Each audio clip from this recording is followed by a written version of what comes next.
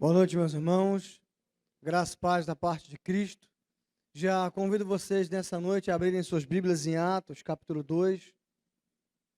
Atos 2, vamos fazer a leitura dos versos 22 a 41. Diz assim: Israelitas, ouçam estas palavras. Jesus de Nazaré foi aprovado por Deus diante de vocês por meio de milagres, maravilhas e sinais que Deus fez entre vocês por intermédio dele. Como vocês mesmos sabem, este homem lhes foi entregue por propósito determinado e pré-conhecimento de Deus. E vocês, com a ajuda de homens perversos, o mataram, pregando-o na cruz. Mas Deus o ressuscitou dos mortos, rompendo os laços da morte, porque era impossível que a morte o retivesse. A respeito dele, disse Davi: Eu sempre vi o Senhor diante de mim, porque ele está à minha direita, não serei abalado. Por isso o meu coração está alegre e a minha língua exulta. O meu corpo também repousará em esperança, porque tu não me abandonarás no sepulcro, nem permitirás que o teu santo sofra decomposição. Tu me fizeste conhecer os caminhos da vida e me encherás de alegria na tua presença. Irmãos, posso dizer-lhes com franqueza que o patriarca Davi morreu e foi sepultado, e o seu túmulo está entre nós até o dia de hoje. Mas ele era profeta e sabia que Deus lhe prometera, sob juramento, que colocaria um dos seus descendentes em seu trono. Prevendo isso, falou da ressurreição do Cristo, que não foi abandonado no sepulcro e cujo corpo não sofreu decomposição. Deus ressuscitou este Jesus, e todos nós somos testemunhas desse fato. Exaltado à direita de Deus, ele recebeu do Pai o Espírito Santo prometido e derramou o que vocês agora veem e ouvem, pois Davi não subiu aos céus, mas ele mesmo declarou: O Senhor disse ao meu Senhor: Senta-te à minha direita, até que eu ponha os teus inimigos como estrado para os teus pés. Portanto, que todo Israel fique certo disto: este Jesus, a quem vocês crucificaram, Deus o fez Senhor e Cristo. Quando ouviram isso, ficaram aflitos em seu coração e perguntaram a Pedro e outros apóstolos: Irmãos, que faremos? Pedro respondeu: Arrependam-se e cada um de vocês seja batizado em nome de Jesus para perdão dos seus pecados e receberão o dom do Espírito Santo, pois a promessa é para vocês, para os seus filhos e para todos os que estão longe, para todos quantos o Senhor, o nosso Deus, chamar. Com muitas outras palavras os advertia e insistia com eles: Salvem-se desta geração corrompida. Os que aceitaram a mensagem foram batizados.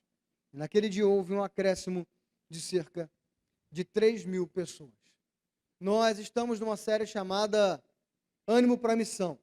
E aqui nela nós falamos da missão de Deus, nós falamos da missão da igreja, nós falamos da nossa missão. Mas hoje eu quero falar com vocês sobre o começo de tudo isso. Quando nós passamos a conhecer o Deus da missão.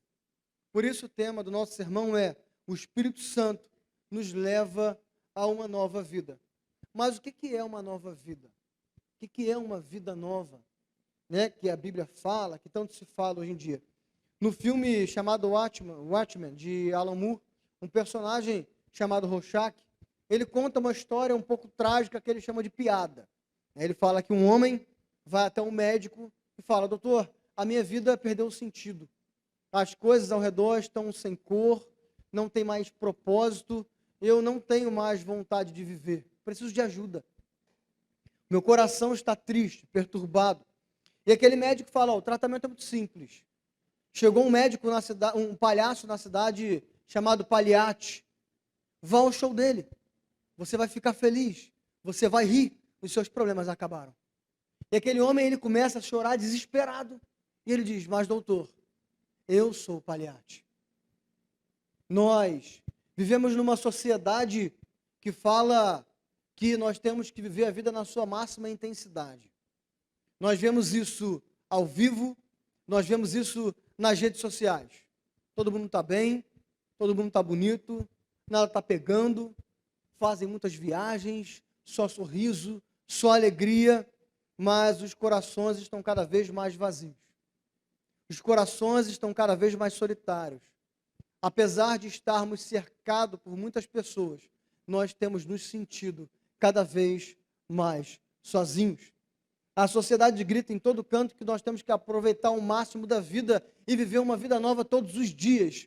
Mas a cada sol que nasce, nós descobrimos que estamos mortos por dentro. E é sobre isso, sobre essa parte do sermão, que Pedro chama a atenção dos israelitas.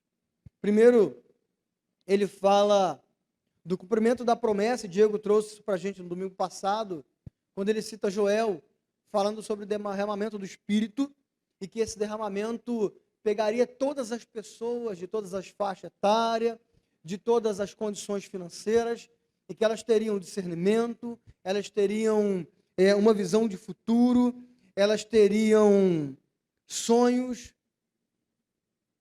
Mas agora, Pedro fala sobre a continuidade do derramamento desse Espírito Santo. E ele fala o que esse Espírito Santo, em primeiro lugar, gera no coração do homem, que é a nova vida. Mas como nós sabemos que temos uma nova vida realmente? Como nós sabemos que fomos alcançados pelo Espírito Santo? Primeiro ponto desse texto fala para a gente que uma pessoa cheia do Espírito Santo sabe que Jesus venceu. Pedro começa essa segunda parte do sermão e ele fala: irmãos israelitas, eu quero apresentar para vocês quem é o Messias. Ele fala: Jesus de Nazaré. Ele usa o nome simples, o nome pessoal de Jesus, e a simplicidade que ele nasceu, porque todo mundo conhecia Jesus de Nazaré. Conhecia porque o seu nome, ele ganhou tamanho conforme ele foi crescendo no seu ministério. Ele foi realizando milagres, ele foi confrontando homens muito inteligentes, ele foi vencendo debates, ele foi multiplicando comida, ele ressuscitou mortos, e além do mais, quando morto, ele foi pregado na cruz, na parte de fora da cidade, e a placa em cima da cruz dizia: Jesus de Nazaré, o Rei dos Judeus, em aramaico, em grego, em latim. Todas as pessoas em volta que passavam em frente àquela cruz sabiam que quem estava ali era Jesus de Nazaré, o Rei dos Judeus. E Pedro fala: esse homem simples que você rejeitou, ele é o Messias. E ele é o Messias porque ele cumpriu toda a promessa do Antigo Testamento de que quando chegasse o momento da sua vinda, aconteceriam muitos prodígios, muitos milagres, muitos sinais, e ele cumpriu todos eles. Mas o que vocês fizeram? O que vocês fizeram com todo esse conhecimento de saber quais eram os sinais do Messias? O que vocês fizeram com todo esse conhecimento de vê-lo cumprindo toda a promessa? Pedro diz: vocês o mataram. Vocês assassinaram Jesus. Mas, enquanto para vocês isso parece uma vitória, porque vocês calaram a boca daquele homem, essa não é a vitória de vocês. Essa é a vitória do próprio Cristo, porque Pedro diz que desde antes da eternidade, Deus já sabia que tudo isso ia acontecer exatamente dessa forma. Deus não foi pego de surpresa, que Pedro quer dizer, quando fala do pré-conhecimento. Quando Deus envia Jesus à terra, ele sabe de tudo o que aconteceria. De como os homens entregariam, de como ele seria traído. E é exatamente para isso que ele manda Jesus. E Pedro diz: vocês acham que venceram? Mas vocês, na maldade dos seus corações, foram instrumentos para a vitória do próprio Jesus. E ele cita o Salmo 16, dizendo que Jesus venceu a morte. E ele usa um termo aqui: rompendo os laços de morte. Esse rompendo os laços, no grego, é comparável a dores de parto. Pedro está dizendo o seguinte: assim como uma mulher, nas dores de parto, tem a certeza que ela não pode conter o nascimento do filho, a morte não pôde conter Jesus. Ele ressuscitou. Ela não pôde segurá-lo. E o próprio Davi, que vocês idolatram e esperam que venha um Messias como ele idolatrava esse próprio Deus. Ele idolatrava esse próprio Messias, porque ele disse lá no Salmo 16, versos 8 e 11, dizendo que o santo não veria corrupção. E por isso ele confiava em Deus, porque estava à sua destra. Esse texto tem duas traduções, uma imediata, mais aplicável, e uma mais profunda, que é a aplicação messiânica, que é o que Davi realmente queria dizer. Davi está dizendo que ele não teme a morte, porque ele sabe que vai morrer, mas ele sabe que Deus o guarda com sua destra de poder. Mas acima de todas as coisas, Davi sabe que o Messias vai morrer, mas não vai ser vencido pela morte, porque ele venceu a morte. E essa era a confiança de Davi. Isso é um impacto muito forte para aqueles judeus ouvirem, porque eles não esperavam um Messias, entre aspas, fraco como Jesus. Eles esperavam um rei valente, forte como Davi, que reunificaria as 12 tribos de Israel, que restauraria a religião, que destruiria os inimigos externos, os inimigos internos. Mas Pedro diz, esse Davi esperava esse Messias, e ele venceu. É por isso, meus irmãos, diante disso, que nós sabemos que o mal que nós sofremos não determina o nosso futuro. Porque da mesma sorte que a morte não pôde conter Jesus, o mal não define as nossas vidas. Às vezes, nós ficamos nos lamentando de males que nós sofremos, de pessoas que nos feriram, de pessoas que nos machucaram, que nos abandonaram, que nos acusaram. Nós ficamos revivendo males todos os dias, esperando que Deus se vingue das pessoas que fez o mal contra nós. Nós queremos que essa pessoa venha e nos peça perdão. E todos os dias revivemos aquele mal, como se todos os dias aquela pessoa nos ferisse de novo. O mal que nós sofremos não determina o nosso futuro, porque é Jesus quem determina o nosso futuro. Nós estamos guardados na mão dele. Por isso, nós sabemos que ainda que venhamos sofrer esses males, Jesus nunca nos abandona. Da mesma forma que o mal que nós sofremos não determina o nosso futuro, o mal que nós fizemos também não determina o nosso futuro. Entendam, meus irmãos, Pedro tinha todos os motivos para, quando pregasse aos judeus, pregasse cheio de ódio. Porque eles entregaram Jesus. Eles não acreditavam em Jesus como Messias. Mas ele não prega cheio de ódio. Ele diz, irmãos israelitas, irmãos. Ele leva uma mensagem de esperança. Porque ele sabia que mesmo que aqueles homens fossem maus, a maldade do coração deles não era maior do que o poder de Cristo.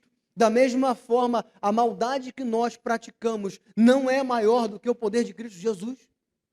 Nós ficamos remoendo o mal que nós fizemos no passado, as pessoas que nós ferimos, a família que nós abandonamos, a pessoa que nós corrompemos, a pessoa que nós acovardamos. Ficamos revivendo aqueles males que nós vivemos e que nós realmente fizemos. Mas quando nós nos encontramos com Cristo, Ele não nos define mais, porque Jesus venceu a morte. E vencendo a morte, Ele venceu o mal que sofremos e que praticamos. O mal, seja o que fazemos ou praticamos, não define mais quem nós somos, porque Jesus venceu.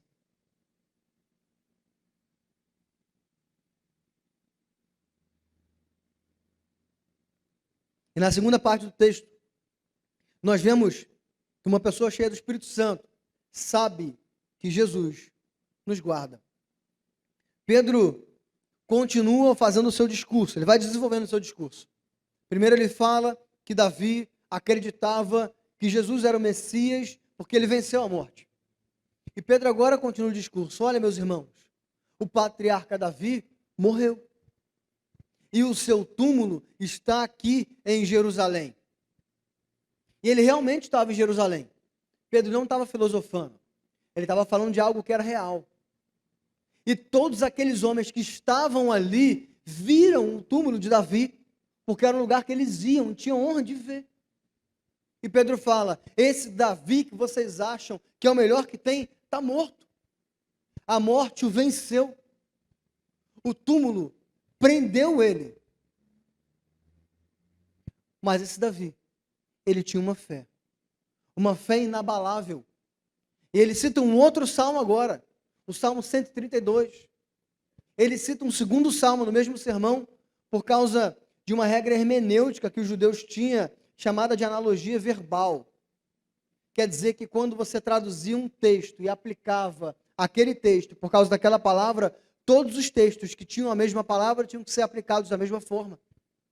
Ele pega agora 2 textos de Davi, que fala sobre o Messias, dizendo: Davi não era um mero poeta. Ele não era um homem que usava palavras bonitas apenas. Davi sabia o que ele estava escrevendo. Ele sabia para quem ele estava escrevendo, porque ele era um profeta. Então, se ele disse que aquele que viria ressuscitaria dos mortos, ele sabia que ele ressuscitaria dos mortos. Davi não se garantia no seu trono. E ele fala aqui porque Deus fez a ele um juramento. Essa palavra para o judeu, ela era muito pesada. Porque quando um judeu fazia um juramento, significava que ele não quebraria em nenhuma hipótese. Ainda que ele tivesse que morrer para cumprir aquilo, por mais banal que fosse, ele morreria. Ainda que ele tivesse que levar um prejuízo que ele não tivesse como pagar, ele levaria, porque ele jurou. E é isso que Pedro fala. Deus fez um juramento a Davi, que além dos reis de Judá continuarem vindo da sua descendência, de Judá viria o Cordeiro de Deus, que tira o pecado do mundo. E essa era a esperança de Davi. A esperança de Davi não estava em saber que, morrendo ele, a linhagem dele continuaria no trono, porque ela passou. Aqui, agora em Israel, não há mais nenhum rei. Mas há o Rei dos Reis, Jesus, que venceu a morte. E a morte não pôde contê-lo. E Pedro fala: e esse Jesus, a quem vocês crucificaram, Deus o fez Senhor e Cristo. Olha, irmãos israelitas, não foi a linhagem de Davi que deu importância a Jesus. Porque Jesus não é um rebento, não é um fruto. Ele é a raiz de Davi.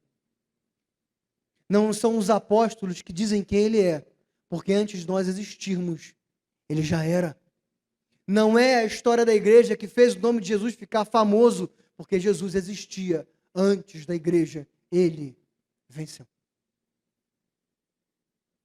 E é nessa esperança que nós temos que aprender a colocar as nossas esperanças no lugar certo. Porque nós achamos que a nossa esperança ela está em lugares determinados que não em Jesus. Pessoas que foram feridas esperam até hoje que quem feriu peça desculpa. A minha esperança, a minha cura vai vir no dia em que fulano vier se arrepender do mal que ele me fez. A minha esperança está colocada no dia em que Jesus curar o meu trauma. A minha esperança está posta no dia que Jesus curar essa minha doença. A minha esperança está posta no dia que as pessoas que eu feri me perdoarem. Mas Jesus não morreu para isso. Jesus morreu por uma esperança muito maior. Porque quando Jesus estava no Monte das Oliveiras, ele pediu: Senhor, se possível, passa de mim esse cálice, porque eu não suporto. E Deus não passa o cálice da mão dele. Envia um anjo para fortalecê-lo, não para livrá-lo. Ele não envia um exército de anjos para lutar contra o domínio de Roma e livrar Jesus da morte. Ele o alimenta e diz: vai e enfrenta ela. Porque a esperança de Jesus estava no cumprir a missão. A nossa esperança não deve estar posta em coisas terrenas, mas em Jesus, que está muito além das nossas dores. Em Cristo, que é muito mais poderoso do que a morte. Em Cristo, que é muito mais poderoso do que a nossa doença, do que o nosso trauma, do que o nosso ego.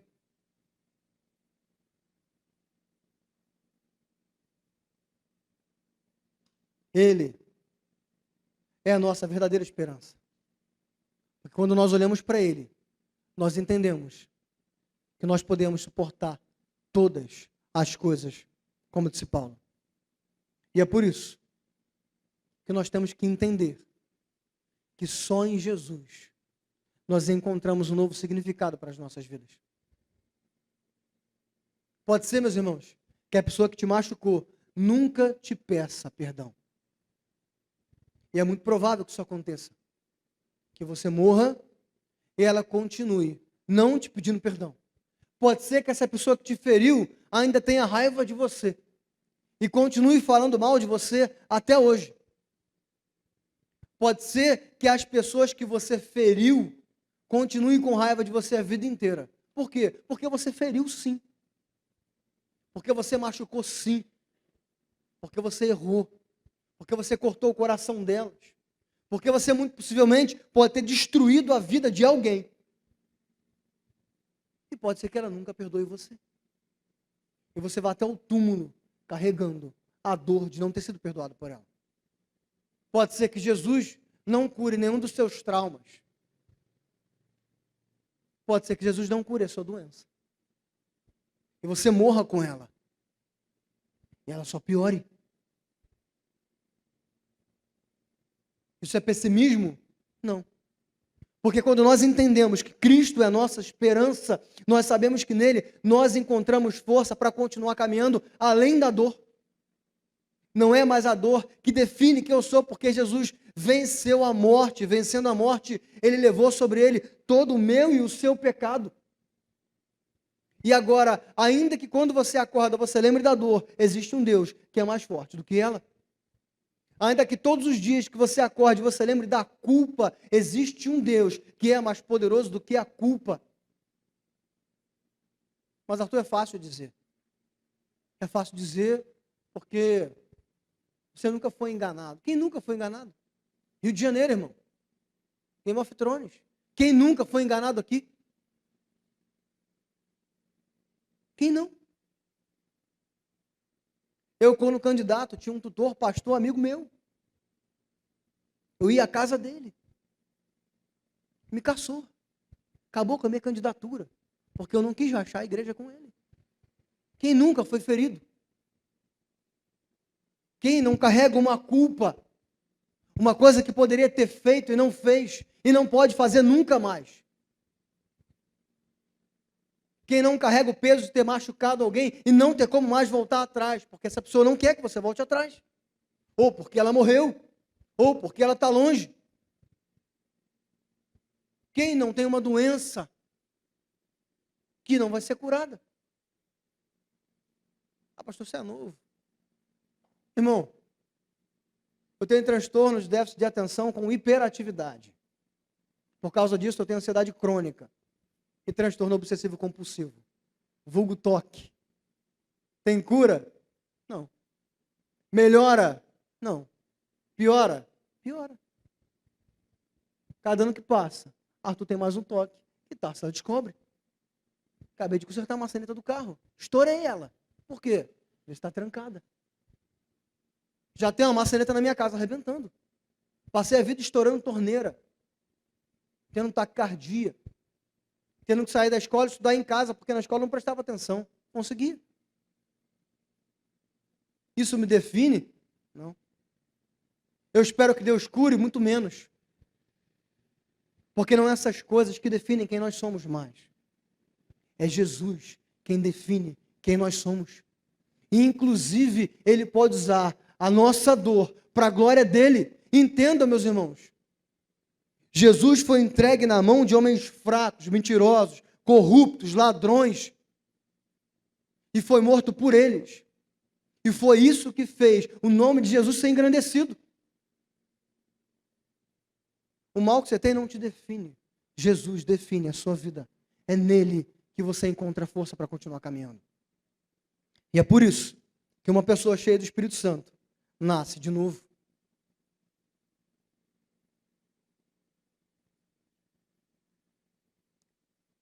Depois que Pedro fala tudo isso, aqueles homens olham para os apóstolos e dizem: o que nós podemos fazer? A Escritura fala que o coração deles estava aflito. Esse aflito lá no grego é uma dor tão profunda que parece que o coração foi rasgado no meio. E eles desesperados dizem: irmãos, o que nós fazemos? Interessante, que lá no começo do texto que a gente vem estudando aqui, eles falam um monte de coisa dos apóstolos. São embriagados, são loucos, são meros galileus, homens pobres, insignificantes. Agora eles dizem: o que nós fazemos, irmãos? O coração deles sendo encontrado com o pecado que habitava, eles perguntam: para onde nós vamos agora? E Pedro diz: arrependam-se, batizem-se e se livrem do mundo corrupto. Esse arrependimento que Pedro fala aqui é o mesmo termo lá de Romanos 12, que Paulo fala sobre a transformação da nossa mente. Ele fala sobre o fato de que quando nós encontramos Jesus, nós olhamos para a nossa vida, vemos o nosso pecado e pegamos nojo. Pegamos tanta repulsa que a nossa vida muda completamente de direção. É isso que Pedro está dizendo. Vocês precisam ter repulsa da vida de vocês e mudar a partir de hoje completamente a direção. Não é mais ou menos, não é meio caminho, não é devagar, é completamente. E se batizem. Aqui Pedro não está falando que o batismo ele é salvífico. Aqui o batismo tinha a função de uma pública profissão de fé. Pedro está dizendo o seguinte: se arrependam e publiquem a todos os que estão ao redor que agora vocês pertencem a Cristo. Que vocês não se envergonham dele e se abstenham desse mundo mau. Nascer de novo, meus irmãos, é olhar para dentro da gente. Isso é doloroso. É doloroso porque nós revisitamos tudo aquilo que eu já falei. Um monte de trauma, um monte de dúvida do passado, do presente e do futuro. Eu estou aqui falando com vocês. E como um bom TDAH, estou pensando em mais 15 coisas diferentes. E eu digo para vocês: o cachorro daqui da vizinha que não latiu até agora. A vizinha que está caducando, está começando a ver coisa a partir das 9 horas da noite. O Rio Mar, que daqui a pouco está fechando, a rua fica deserta. A ata que eu mandei para o Jefferson. O Everton que está me olhando com cara de riso. As crianças que estão lá em cima, se a sala está limpa. Tudo ao mesmo tempo. Olhar para dentro da gente dói. Dói porque a gente vê as feridas que realmente existem. Nós vivemos numa sociedade que foge disso. Existe um setor da sociedade que diz o seguinte: você tem que olhar para dentro de você e ver que você é bonito. Você é lindo existencialmente. Não é fisicamente, não. Você é lindo existencialmente. No seu coração só há bondade. Você deve viver para satisfazer os seus desejos. Não, meus irmãos. Você não é bom. Você é mau. A Escritura diz que nós pecamos. E o salário do pecado é a morte. E essa morte é o inferno. Nós não somos bons. Existe uma outra vertente que fala o seguinte: que quando nós lembramos dos nossos problemas e das nossas dores, nós temos que esquecer. Um dia eu estava conversando com uma pessoa, ela falou: pastor, descobri um meio de eu esquecer os meus problemas. Falei: conta esse segredo aí maravilhoso. Santo Graal que ele achou. Ele, então, quando eu penso uma coisa ruim, eu falo uma coisa boa. E o problema dele vai passar? Não. Ele vai esconder. Ele só vai tomando forma, e tomando forma, e tomando forma, até o dia que vai destruí-lo completamente. Nós precisamos olhar para dentro de nós como realmente nós somos. Quais são as dores que nos ferem todos os dias?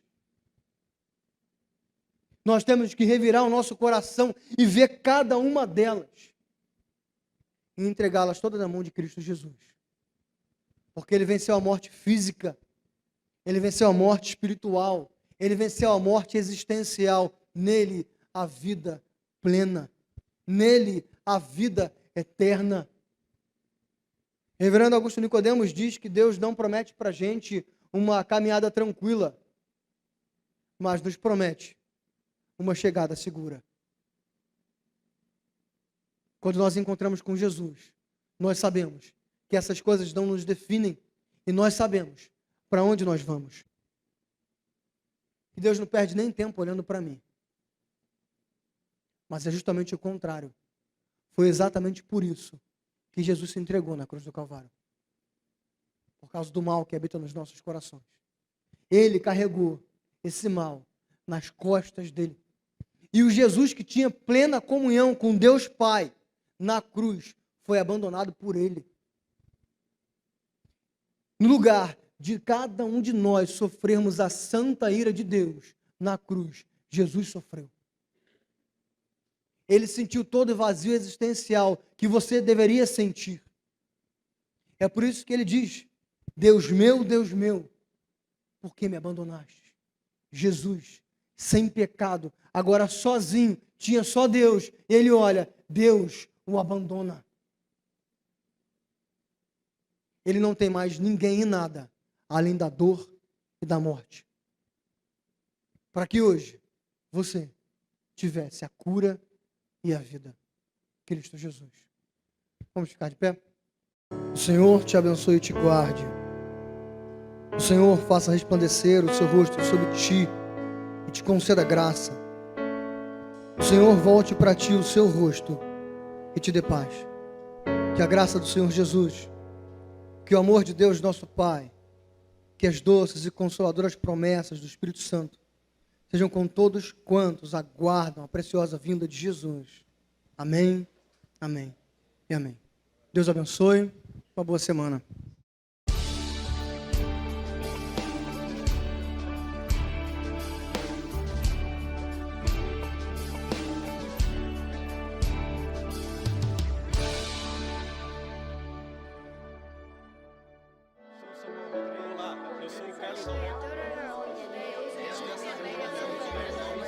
Igreja Presbiteriana do Brasil, há 160 anos, abençoando a nação brasileira.